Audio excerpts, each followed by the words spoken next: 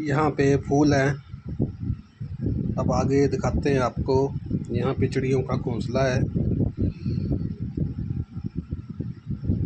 ये गुलाब का फूल है। ये मेरे छत के ऊपर का व्यू है। ये चारों तरफ देख सकते हैं आप, कितना सुंदर दृश्य है। यहाँ पे हमारा घर है।